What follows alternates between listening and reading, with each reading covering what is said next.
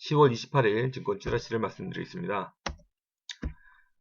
글로벌 증시가 계속 악화되고 있네요. 어제 다우지수도 0.24% 내리고 나스닥도 0.09% 내렸습니다.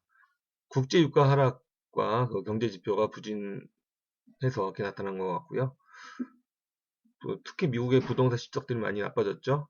근데 최대 실적을 발표한 애플도 하락으로 마감을 했습니다. 그래서 우리나라도 오늘은 좀 주가가 약보합으로 시작하지 않을까 예상해 봅니다. 집단 대출, 아파트 분양할 때 전체적으로 은행과 직접적으로 계약을 해서 중도금과 잔금을 대출해주는 집단 대출 시장이 얼어붙기 시작한 것 같습니다. 한때 집단 대출을 한다 그러면 은행이 서로 앞다퉈서 진행하던 분위기에서 지금 사뭇 바뀌어서 제일 큰 건설업체가 최근에 집단 대출에 실패하는 승인 거절을 당하는 등 지금 분위기가 반전되고 있습니다. 또한 금리도 지금 3%대 이상으로 자꾸 올라가고 있는 상황이어서 이제 분양시장도 이제 끝나가는 게 아닌가 예상해 봅니다. 엊그저께 발표된 미분양 아파트 수치가 잘못되었다라는 것도 하나의 영향을 미치지 않았을까 그렇게 예견해 봅니다. 삼성물산이 제일 물가 합병 이후에 이렇다 할 큰 이슈를 나타내지 못했는데요. 이번에 말레이시아의 118층짜리 건물을 수주함으로써 하나의 이슈를 보여줄 것 같습니다. KL128타워는 644m로 동남아 최고 빌딩이 되고 연면적 67만 3,800제곱미터, 한 20만 평이 좀 넘네요. 지하 5층부터 지하 118층까지이고 대만의 타이베이 101을 제끼고 동남아에서 제일 높은 빌딩이 된다고 합니다. 사우디아라비아의 제다의 킹덤 타워, 그리고 아랍에미레이트 두바이의 부르주 칼리파에 이어 세 번째로 높은 빌딩이 된다고 합니다. 우선 삼성물산의 기술력을 인정받고 그리고 이런 상징적인 건물을 수주함으로써 매출은 1조 정도 수준이겠지. 건축비는 1조 정도 수준이지만 전반적으로 삼성물산의 이미지를 올리는데 좋은 영향이 될 것 같습니다. 그래서 약간 호재로 작용하지 않을까 예상을 해봅니다.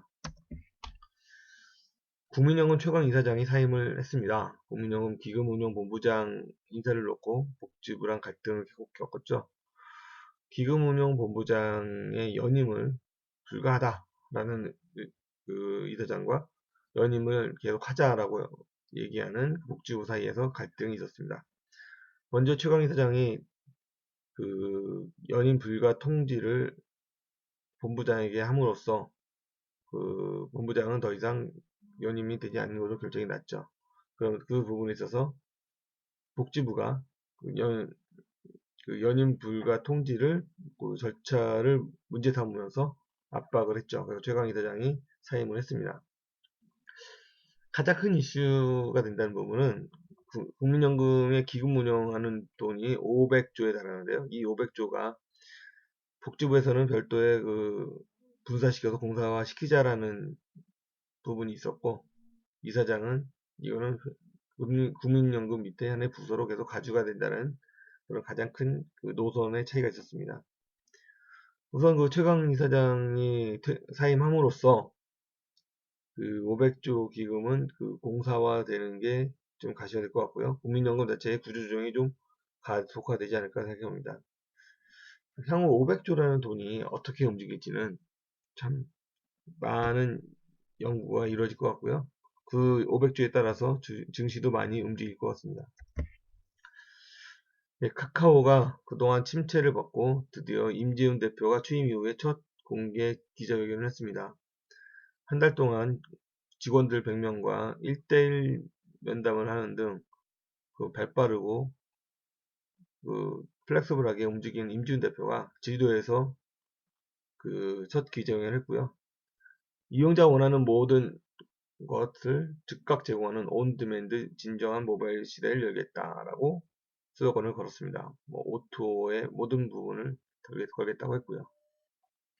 최근 문제가 됐던 김범수 의장의 해외 원정 도박에 관련돼서는 자기가 회사랑 상관 있는 부분이 아니기 때문에 자기가 얘기할 게 아니다라고 피하면서 이런 그 침체된 분위기를 반전시키는데 성공한 듯합니다.